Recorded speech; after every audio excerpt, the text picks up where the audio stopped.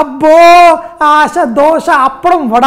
నేనే కాదు చాలామంది పిల్లలు ఫస్ట్ రెసిపీ వాళ్ళు ఏదన్నా చేశారు అంటే అది మన రవ్వ కేసరి, అలాగే సూజీ హల్వా ఏదైతే అంటామో ఈ హల్వా నేను వినాయక చవితి అప్పుడు పిల్లలందరం కలిసి చేసుకున్న స్వీట్లో ఫస్ట్ స్వీట్ ఇది.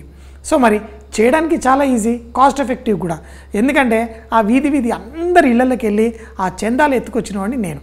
సో మరి తర్వాత స్వీట్ కావాలని చెప్పి వెళ్ళి అడిగితే ఒకరు రవ్వ, ఒకరు పంచదార, ఇంకోరు ఏదన్నా ఇలాంటివన్నీ ఇస్తే అన్నీ తీసుకొని నేను చేసిన ఫస్ట్ స్వీట్. ఇప్పుడు కూడా మీరు ఎక్కడికన్నా వెళ్ళండి వినాయక చవితికి తప్పకుండా ఈ స్వీట్ హల్వానే వడ్డిస్తుంటారు. సో కాకపోతే కొంచెం స్పెషల్గా కొంచెం పైనాపిల్ వేసి చేస్తున్నాను. ఎందుకంటే మా తోటలో కూడా ఇప్పుడు పైనాపిల్ అక్కడక్కడ అప్పుడప్పుడు సంవత్సరానికి ఒక 6-7 వస్తుంటాయి. సో మరి ఇది చేయడానికి నెయ్యి వాడండి, నూనె వాడి కూడా మనం చేసుకోవచ్చు. ఎవరో 2-3 ఆంటీలు కిస్మిస్ ఇస్తే కొంచెం వాటా నాది కూడా ఉంటుంది. దాని తర్వాత ప్రసాదంలో వేసేస్తాం. ఫస్ట్ నెయ్యిలో వేసుకోండి. ఇవి బాగా ఫ్రై అవ్వాల్సిన అవసరం, లైట్గా ఇలా వేగగానే దాంట్లో మనం రవ్వ వేసేసుకోండి. రవ్వ వేసి దీన్ని కొంచెం వేయించుకోండి. అయితే ఇందులో ఒకటి ఏంటంటే ఇందులో ఎంత నెయ్యి వేసుకుంటే అంత టేస్ట్ వస్తుంది. సో మీ ఇష్టం, చక్కగా వేసి మీరు లైట్గా వేయించుకోండి. ఎక్కువగా వేగాల్సిన అవసరం లేదు, కొంచెం వేగితే చాలు. వేరే వాళ్ళ కేసరి హల్వా కంటే మన కేసరి హల్వా కొంచెం టేస్ట్ ఎక్కువ ఉంటుంది. చిన్నప్పుడు ఆ వినాయక చవితి విగ్రహం పెట్టిన దగ్గర కూర్చోవడంలో నేను నెంబర్ 1. అందరూ తీసుకొచ్చి కొంతమంది ప్రసాదం ఇస్తూ ఉంటారు. అంటే కొంచెం ఎక్కువ తెచ్చారా అని అడుక్కునేవాడు. అంటే చిన్నప్పటి నుంచి అడుక్కు తినడం అలవాటు.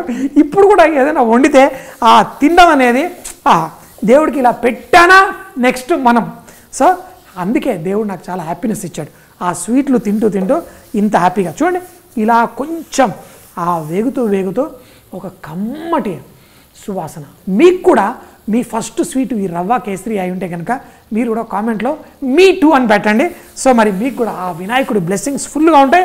వేగిపోయింది, మంచి సువాసన వచ్చేస్తుంది. ఇప్పుడు కొంచెం పైనాపిల్, మంచి తీయటి పైనాపిల్ కట్ చేసేసి ఇందులో వేసేసుకున్నాను.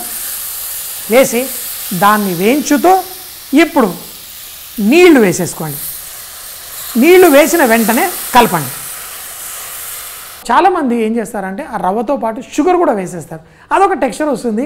మనకి వినాయక చవితికి మీరు ఎలా అన్నా చేయండి, ఈ స్వీట్లో తప్పు పట్టడానికి ఏముండదు. అందులో ప్రసాదానికి తప్పు పడితే అయ్యో బాబోయ్.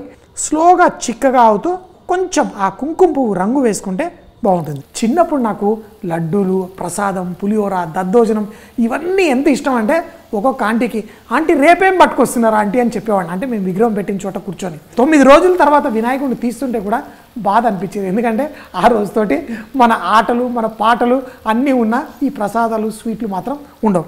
సో ఇప్పుడు చూడండి, మనకి రవ్వ కొంచెం కుక్ అయి ఇలా దగ్గరకు వచ్చినప్పుడు ఇప్పుడు పంచదార వేసుకోండి. 1 కప్పు రవ్వకి 2 కప్పుల పంచదార పడుతుంది. కొంచెం స్వీట్ టూత్ కదా. సో మరి ఇందులో వేసేసి కలుపుకోండి.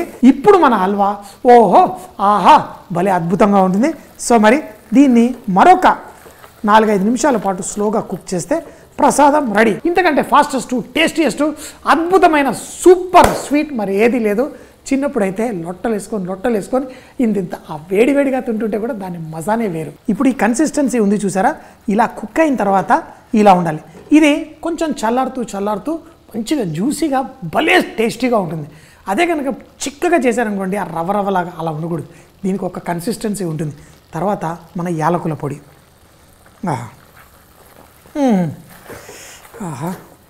పర్ఫెక్ట్.